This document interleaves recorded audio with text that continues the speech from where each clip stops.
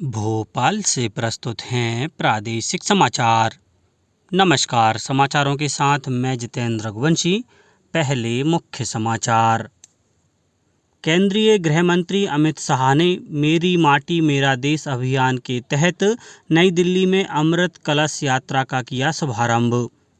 केंद्रीय नागर विमानन मंत्री ज्योतिरादित्य सिंधिया ने कहा, विमानन कंपनियां भारत की क्षमताओं और संभावनाओं का उठाएं लाभ। मुख्यमंत्री शिवराज सिंह चौहान ने सीधी के नौड़िया में किया मेडिकल कॉलेज भवन परिसर का भूमि पूजन। और इंदौर में शिक्षकों के लिए चलाया गया अनूठा हेल्दी टीचर हेल्दी फ्यूचर कार्यक्रम। अब समाचार विस्तार से। गृह मंत्री अमित शाह ने नई दिल्ली में अमृत कलश यात्रा का शुभारंभ किया।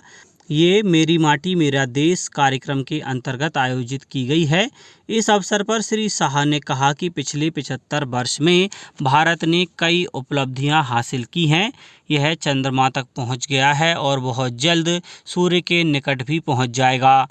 उन्होंने कहा कि ऐसा भारत बनाने की ज़रूरत है जो विश्व में हर क्षेत्र में प्रगति करे। सूचना और प्रसारण मंत्री अनुराग सिंह ठाकुर ने कहा कि प्रधानमंत्री ने इस कार्यक्रम के जरिए स्वतंत्रता सेनानियों को याद करने का नया दृष्टिकोण दिया है। श्री ठाकुर ने कहा कि करोड़ों भारतीयों ने आज़ादी का अमृत महोत्सव मनाया और यह नया कार्यक्रम नए भारत के निर्माण के लिए युवाओं को जड़ों से जोड़ेगा। केंद्रीय नागर विमानन एवं इस्पात मंत्री ज्योतिरादित्य सिंधिया ने कहा कि विमानन क्षेत्र में भारत की क्षमताओं और अपार संभावनाओं का लाभ उठाकर विश्व की सभी एरोस्पेस कंपनियां निवेश के लिए आगे आएं। उन्होंने कहा कि यह निवेश कंपनियों के लिए हर तरह से फायदेमंद होगा। श्री सिंधिया ग्वालियर में विमानन उद्योग में संभावना एवं निवेश प्रोत्साहन पर केंद्रित 2 दिवसीय B20 इंटरनेशनल एरोस्पेस कॉन्फ्रेंस के उद्घाटन सत्र को संबोधित कर रहे थे। B20 इंटरनेशनल एरोस्पेस कॉन्फ्रेंस का आयोजन भारतीय उद्योग परिसंघ द्वारा नागर विमानन मंत्रालय की सहभागिता से हो रहा है। कॉन्फ्रेंस में उद्योगपति, नीति विशेषज्ञ, G20 देशों के प्रतिनिधियों सहित लगभग 250 प्रतिभागी हिस्सा ले रहे हैं। श्री सिंधिया ने एक अन्य कार्यक्रम में स्मार्ट सिटी परियोजना के तहत 22 करोड़ रुपए के विकास कार्यों का लोकार्पण एवं शिलान्यास भी किया।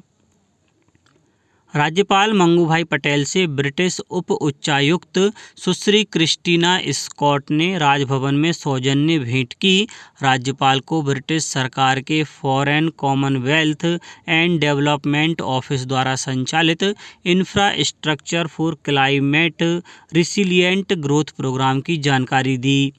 इस अवसर पर मध्य प्रदेश विज्ञान एवं प्रौद्योगिकी परिषद के महानिदेशक डॉक्टर अनिल कोठारी ने बताया कि परिषद द्वारा international institute for environment and development के सहयोग से जलवायु सूचना सेवा टूल क्रिस्प-एम डिज़ाइन किया गया है। क्रिस्प-एम टूल मध्य प्रदेश देश का प्रथम राज्य है जहां रायसेन और सीहोर जिले में इसका पायलट प्रोजेक्ट अक्टूबर 2021 में लॉन्च किया गया था। त्वरित भुगतान प्रणाली UPI ने इस वर्ष अगस्त महीने में पहली बार 10 अरब रुपए के लेनदेन का आंकड़ा पार कर लिया है। प्रधानमंत्री नरेंद्र मोदी ने सोशल मीडिया पर national payments corporation of India NPCI की पोस्ट को साझा करते हुए इसे बड़ी उपलब्धि बताया। उन्होंने कहा कि यह भारत द्वारा डिजिटल प्रगति को अपनाने का एक प्रमाण है। श्री मोदी ने विश्वास जताया कि भविष्य में इसमें और वृद्धि होगी। मुख्यमंत्री शिवराज सिंह चौहान ने सीधी के नौड़िया में सीधी मेडिकल कॉलेज भवन परिसर का भूमि पूजन किया। श्री चौहान ने 24 करोड़ 8,84,000 रुपये लागत के 100 बिस्तरीय सिविल अस्पताल रामपुर नैकिन का शिलान्यास भी किया। सीधी जिले में चिकित्सा महाविद्यालय की स्थापना से प्रदेश के छात्रों के लिए हर वर्ष 100 MBBS सीटें प्राप्त हो सकेंगी। मेडिकल कॉलेज खुलने से सीधी जिले और आसपास के जिलों से आने वाले मरीजों को तृतीयक स्तर से चिकित्सा सुविधा का लाभ प्राप्त हो सकेगा। इसके साथ ही प्रदेश में मेडिकल कॉलेजों की संख्या बढ़कर 31 हो जाएगी। वर्ष 2003 तक प्रदेश में केवल 5 मेडिकल कॉलेज थे। इस अवसर पर श्री चौहान ने कहा कि सीधी में मेडिकल कॉलेज बनने से लोगों को इलाज के लिए रीवा, भोपाल या इंदौर नहीं जाना होगा। उन्हें उच्च स्तरीय चिकित्सा सुविधाएं सीधी में ही उपलब्ध होंगी। नगरीय विकास एवं आवास विभाग द्वारा 7वें वेतनमान के अनुसार पेंशन प्राप्त कर रहे नगरीय निकायों के 17,000 पेंशनर्स की महंगाई राहत में 4% की वृद्धि की गई है। अब पेंशनर्स की महंगाई राहत 38 से बढ़कर 42% हो गई है। नगरीय विकास एवं आवास मंत्री भूपेंद्र सिंह ने बताया है कि पेंशनर्स को बढ़ी हुई महंगाई राहत का भुगतान इसी साल 1 जुलाई से किया जाएगा। साथ ही 2 महीने की बढ़ी हुई महंगाई राहत राशि के एरियर का भुगतान भी पेंशनर्स को सितंबर में ही कर दिया जाएगा। जिन पेंशनर्स को 6वें वेतनमान के अनुसार पेंशन मिल रही है, उसमें भी 1 जुलाई से 9% की वृद्धि की गई है। राष्ट्रीय शैक्षिक अनुसंधान और प्रशिक्षण परिषद NCERT को मानद विश्वविद्यालय का दर्जा दिया गया। शिक्षा मंत्री धर्मेंद्र प्रधान ने नई दिल्ली में NCERT के 63वें स्थापना दिवस के अवसर पर आयोजित कार्यक्रम में यह घोषणा की। उन्होंने विश्वास व्यक्त किया कि NCERT शीघ्र ही सफलता की वैश्विक गाथाओं में भागीदारी बनेगी। उन्होंने कहा कि शीघ्र ही NCERT में बाल भवन का विलय किया जाएगा। हेल्थ ऑफ इंदौर अभियान के अंतर्गत इंदौर में शिक्षकों के लिए हेल्दी टीचर हेल्दी फ्यूचर कार्यक्रम चलाया गया। इसमें 4,000 से ज़्यादा सरकारी एवं निजी स्कूलों के शिक्षकों के सभी आवश्यक टेस्ट किए गए। संभवतः शिक्षकों के स्वास्थ्य से संबंधित अपनी तरह का देश में पहला अभियान है। शिक्षक दिवस पर 10 अस्पतालों के डॉक्टर उन्हें मुफ्त परामर्श भी देंगे। यह कार्यक्रम इंदौर के सांसद शंकर लालवानी ने शुरू किया है। श्री लालवानी ने बताया कि शिक्षक देश का भविष्य गढ़ते हैं, लेकिन वे स्वास्थ्य के प्रति सचेत नहीं रह पाते, इसलिए यह कार्यक्रम चलाया गया है। इस अभियान में जांच के बाद पता चला कि इंदौर के 11% से ज़्यादा प्री डायबिटिक हैं। 16% शिक्षकों का कोलेस्ट्रॉल बढ़ा मिला और 82% से ज़्यादा शिक्षकों में विटामिन डी की कमी है। राष्ट्रीय मानवाधिकार आयोग ने मुरैना जिले की एक फैक्ट्री में टैंक की सफाई के दौरान 5 श्रमिकों की मृत्यु पर मध्य प्रदेश सरकार को नोटिस जारी किया है।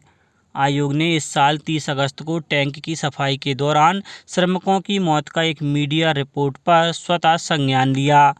आयोग ने कहा कि अगर मीडिया रिपोर्ट में सच्चाई है तो यह पीड़ितों के मानवाधिकारों का उल्लंघन है।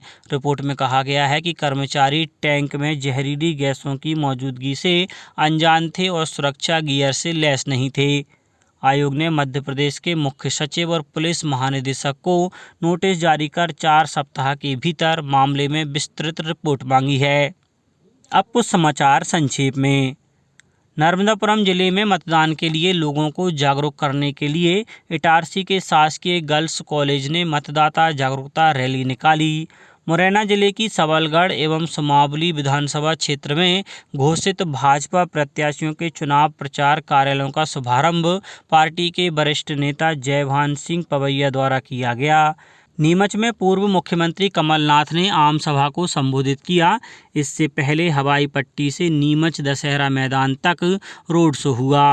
सतना शहर के स्वामी चौक मुख्तियारगंज से Payasi gas agency civil line तक रेलवे फाटक पर बनने वाले रेलवे ओवर ब्रिज निर्माण का भूमि पूजन सांसद गणेश सिंह ने किया।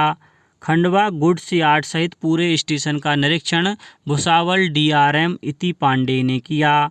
गुना जिला पंचायत विश्राम गृह में 12 सितंबर को रोजगार मेला आयोजित किया जा रहा है। अशोकनगर में विधानसभा निर्वाचन को लेकर क्रिटिकल एवं वल्नरेबल मतदान केंद्र के मैपिंग का कार्य प्रारंभ हो गया है। और इंदौर जिले में लंबित न्यायालयीन प्रकरणों के आपसी सुलह समझौते के साथ त्वरित निराकरण के लिए 9 सितंबर को नेशनल लोक अदालत आयोजित की गई है।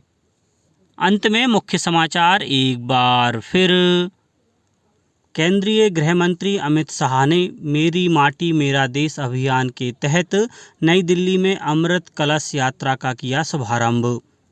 केंद्रीय नागर विमानन मंत्री ज्योतिरादित्य सिंधिया ने कहा, विमानन कंपनियां भारत की क्षमताओं और संभावनाओं का उठाएं लाभ। मुख्यमंत्री शिवराज सिंह चौहान ने सीधी के नोएडा में किया मेडिकल कॉलेज भवन परिसर का भूमि पूजन और इंदौर में शिक्षकों के लिए चलाया गया अनूठा हेल्दी टीचर हेल्दी फ्यूचर कार्यक्रम।